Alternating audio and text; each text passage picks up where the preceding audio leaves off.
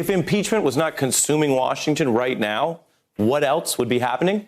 Well, there might be a lot more oversight and objection to this. The Trump administration fighting to claim the power to still detain migrant families indefinitely. The New York Times reporting on administration lawyers now arguing formally in court that they want to just scrap the 20-day time limit on most family detentions and expand these centers to incarcerate, quote, more than 15,000 parents and children across the country.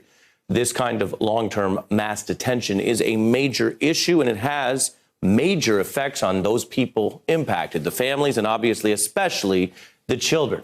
Some of these incarcerated children just spoke to PBS's Frontline. It was like a stadium, but with cages inside, and that's where they kept all the people. And when we walked in there, we just saw people, it's like crying. We saw little kids crying. They put me in a cage. I didn't really know what to think. I was like, is this prison or like, what is this? Is this prison? I'm joined now by Paulo Ramos, a former campaign aide to Hillary Clinton, a frequent guest and friend of The Beat. And tonight we can announce she has also joined our MSNBC family as our newest contributor. Welcome to the team. Thank you so much, Ari. I'm really happy to have you, as there's so many people here, and partly to dig into stories like this, stories that even can get lost. What is it important for people to understand if we've heard that this was supposed to stop and yet? So I think it's specifically right now, I think it's important to take a step back, as impeachment, as the story is unraveling in front of our eyes, as this is everything that we're focused on. I think the story here is that the abuse of power that we're accusing Trump of is happening everywhere. It's not just happening in D.C. It's not just happening in Ukraine. It's not just happening in Congress. It is literally happening everywhere. And I would say that it's particularly palpable, that it is particularly dangerous and criminal when it comes to immigration.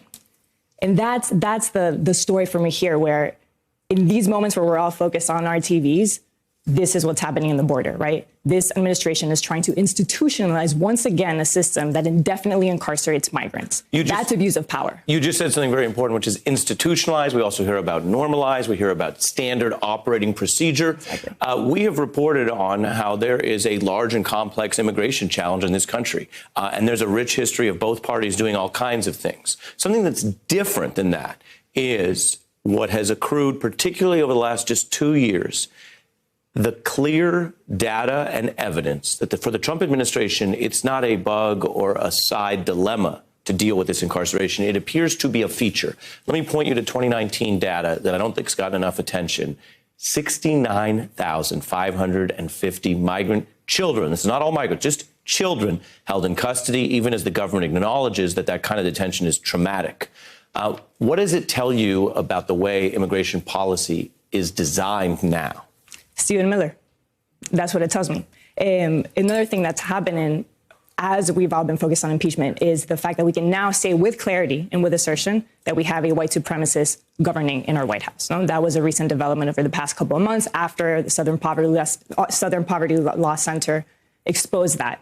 And so you're saying when we say children, it's actually it tends to be a certain type of child. Absolutely. This is Stephen Miller's attempt to widen the United States, and what we're seeing now is that this is the policy. This is going to be the new norm, and how Kamala Harris is trying to get him out, and more people in D.C. are now trying to ride the wave of trying to get Stephen Miller out, and that's why 2020 is going to be particularly important. I want to show you also, before I let you go, where the president is still touting a border wall that has actually also run into problems in court. Take a look.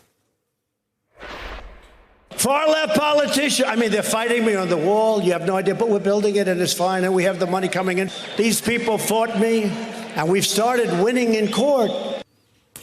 How much of this also widens out to facts? Immigration was the thing he talked the most about in 2016, and many people would say the thing he lied the most about. And here he is claiming a victory that, separate from whether you agree with him or not, he's not had that victory. No, that is his shiny trophy. That was always going to be the Trump statue, this wall, which he never had. But that is the danger here.